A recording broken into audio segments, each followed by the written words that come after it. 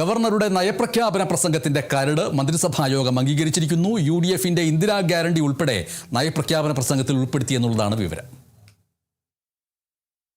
സ്ത്രീകളുടെ സൗജന്യ ബസ് യാത്ര, വയോജന വകുപ്പ് എന്നിവ ഗവർണർ നയപ്രഖ്യാപന പ്രസംഗത്തിൽ വിശദീകരിക്കാനാണ് സാധ്യത. UDFന്റെ പ്രകടന പത്രികയിൽ പറഞ്ഞിട്ടുള്ള ഒട്ടുമിക്ക കാര്യങ്ങളും നയപ്രഖ്യാപന പ്രസംഗത്തിൽ ഉൾപ്പെടുത്തിയിട്ടുള്ളതായി സൂചനയുണ്ട്. സർക്കാരിൻ്റെ നയവും കാഴ്ചപ്പാടുകളും വ്യക്തമാക്കുന്നതാണ് ഗവർണറുടെ നയപ്രഖ്യാപന പ്രസംഗമെന്നാണ് ഇപ്പോൾ ലഭിക്കുന്ന സൂചന.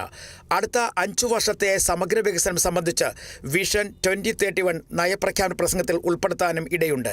തീരദേശ വികസനവുമായി ബന്ധപ്പെട്ട നിരവധി പദ്ധതികളാണ് UDF സർക്കാരിൻ്റെ മുന്നിലുള്ളത്. പുനരധിവാസം, മത്സ്യബന്ധന പോർട്ടുകളുടെ വികസനം തുടങ്ങിയവ ഉൾപ്പെടുന്ന മിഷൻ സമുദ്ര പ്രഖ്യാപിക്കും എന്ന പ്രതീക്ഷയും തീരദേശവാസികൾക്കുണ്ട്. പ്രവാസികളായ മലയാളികൾക്ക് വേണ്ടി സർക്കാർ തയ്യാറാക്കുന്ന ജോബ് വാച്ച് ടവർ എന്ന പദ്ധതിയുടെ ആദ്യഘട്ട പ്രവർത്തനവും നയപ്രഖ്യാപന പ്രസംഗത്തിൽ സ്ഥാനം പിടിക്കും എന്നാണ് പ്രതീക്ഷ.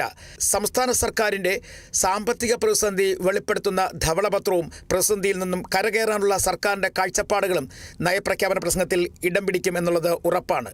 കേന്ദ്ര സർക്കാരിൻ്റെ ധനനയവും കൂടുതൽ കടമെടുക്കാനുള്ള അനുമതിയും ഉൾപ്പെടെ പ്രതിസന്ധി മറികടക്കാനുള്ള ചില കാര്യങ്ങളും കൂടി ഉൾപ്പെടുത്തിയിട്ടുള്ളതായിരിക്കും പ്രഖ്യാപനം. 29-ാം തീയതിയാണ് ഗവർണറുടെ നയപ്രഖ്യാപന പ്രസംഗം. അതിനുശേഷം നയപ്രഖ്യാപന പ്രസംഗത്തിന് പിന്നാലെ നിയമസഭയിൽ നന്ദിപ്രമേയ ചർച്ചകളും നടക്കും. ജൂൺ മാസത്തിൽ UDF സർക്കാരിൻ്റെ ബഡ്ജറ്റ് അവതരിപ്പിക്കും. News desk, Kerala vision news.